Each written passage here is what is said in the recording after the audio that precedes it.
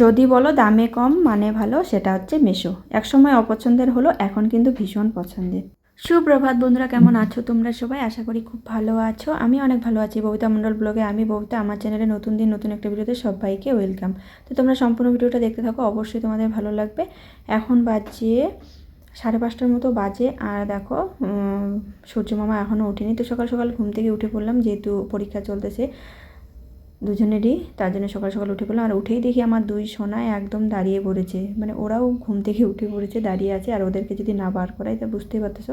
তো তার জন্য সকাল সকাল ওদেরকে আমি বার করে পোয়াল দিয়ে দিলাম। আর তোমাদের সঙ্গে একটা অন্যরকম জিনিস শেয়ার করতেছি, তার কারণ দেখো এই শীতের মৌসুমে পুরো কুয়াশা ভরা আকাশ। দেখো এই প্রথম কিন্তু কুয়াশা পড়েছে, আজকেই দেখলাম আমি ফার্স্ট টাইম, মানে ঠান্ডার মধ্যে কুয়াশা। আর আমাদের জলপাইগুড়িতে এখানে কিন্তু প্রচুর কুয়াশা পড়ে, তো আজকে কিন্তু অনেক কুয়াশা পড়েছে। মানে যে তুলনায় ঠান্ডার মধ্যে পড়ে সেরকম না, কারণ এখনও তো সেরকমভাবে ঠান্ডা পড়েনি। অনেক জায়গায় যেমন আমার বাবার বাড়ির ওখানে কিন্তু এখনও ঠান্ডা পড়েনি, এখনও ওরা মাঝে সাঝে ফ্যান চালায়।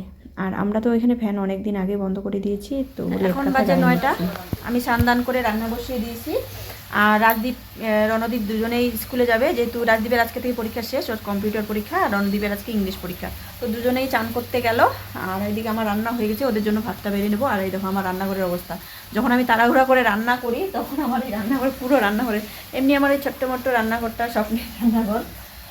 এই দেখো কি অবস্থা, মানে পুরো রান্নাঘরটা একদম বাসনে ভর্তি। তো যাই হোক, এখন কিছু করার নেই, আগে রান্নাটা কমপ্লিট করে ওদের স্কুল দিয়ে আসে তারপরে আমি যা করার করবো। তো চলো তোমাদের সঙ্গে একটু শেয়ার করি কী রান্না করতেছি। তো এখানে ভাত করেছি, আর এখানে হচ্ছে বেগুন ভাজা আর সয়াবিন ভাজা। তো সয়াবিন ভাজা, সয়াবিনের তরকারি করতে বলছিল রাজদীপ, তো ওই যে ভাজা করেছি, ভাজা খাবে, মানে সয়াবিন ভাজা খেতে ভীষণ ভালোবাসে। আর এইখানে দেখো পুঁই বীজের চচ্চড়ি, বেগুন আলু দিয়ে চচ্চড়ি করব। আর হচ্ছে এই হচ্ছে সবার পছন্দের ডাল, সবজি ডাল। তো এটা কেউ খাবে না, রাজদীপ আর আমিই খাবো, আর বাবা তো মুখেও নিবে না, এর বীজ খেতে চায় না। আর এটা দেখো ভীষণ করছি, কিন্তু কালকে তুলে রাখছিলাম। আর এই দেখো এটা হচ্ছে ডালটা করেছি আমি, এই দেখো ডাঁটা, শলা কচু, আর আছে ফুলকপি। এই দেখো ফুলকপিগুলোকে ভাজিয়ে দিয়েছি, একটু ঝাল ঝাল করে ছোলার ডাল সবজি দিয়ে ভীষণ ভালো লাগে খেতে। আর এই দেখো একটু জলটা শুকিয়ে গেছে বন্ধুরা, নামিয়ে নেবো। আমি দেখতে এরকম মনে হচ্ছে পাতলা, কিন্তু কিছুক্ষণ পর ছোলার ডাল তো মানে ছোলার ডাল, মটর ডাল, এইসব ডালগুলো কিন্তু পুরো কিন্তু একদম কাপা কাপা হয়ে যাবে এই ডালটা, মানে এক ফোঁটা ঝোল থাকবে না।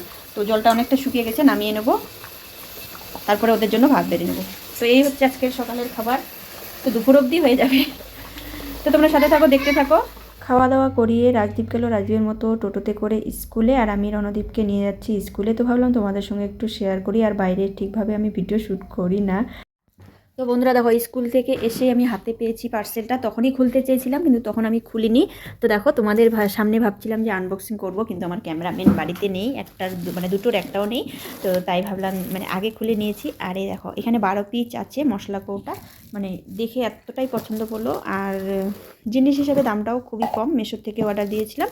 আর দেখো, আর এটা আছে তোমাদের সামনে খুলেছি, একটার মধ্যে করে 4 পিস করে আছে। তো এখানে 12 পিস আছে, এই দেখো। তো এটার ভিতরকে মানে 4টাই ছোট বড়, মানে 4 রকম সাইজ। তো 4টা ছোট আর 4টা হচ্ছে একটু বড়, মানে 4টাই 4 রকমের সাইজ আছে। এই দেখো তোমাদের সাজিয়ে নিই, তারপরে দেখাচ্ছি। এগাতে ক্যামেরা ধরে আর এগাতে পারতেছি না আমি কাজ করতে। তো এই দেখো এই 4টা হচ্ছে বড়, আর এটা একটু ছোট, তো এটা আরও একটু ছোট, আর এই দেখো এটা একদম ছোট। হ্যাঁ দেখো 4টা করে ছিল একটা কুটোর মধ্যে। আর এই দেখো প্রতিটার মুটকি, আর এই প্রতিটার ভিতরে একটা করে চামচ ছিল। এই দেখো মানে মশলা রাখার জন্য ভীষণ অনেক অনেক হয়ে গেছে। 12টায় কেমন হয়েছে অবশ্যই কমেন্টে জানিও। তো আমি এগুলো বার করে নিলাম, মানে এতটাই তাড়া ছিল, ভাবছি যে কখন দেখবো। তো পরে ভাবছিলাম যে রাজদীপ আসলে তোমাদের সঙ্গে আনবক্সিং করবো, তো না করলাম যখন, তো তোমাদের সঙ্গে শেয়ার করি। তো এখন আমি একটু হালকা হালকা নির্মা জলে আমি পরিষ্কার করে নেব। আর আমি স্কুল থেকে কোনো কাজ করিনি, দেখো আমার ঘরে কিন্তু এলোমেলো হয়ে আছে। আর জাস্ট খাওয়া দাওয়া করেছি, এখন এটা বাসন ধুইনি। দেখো তো আমি কৌটোগুলো ধুয়ে পরিষ্কার করে মেলে দেবো রোদে।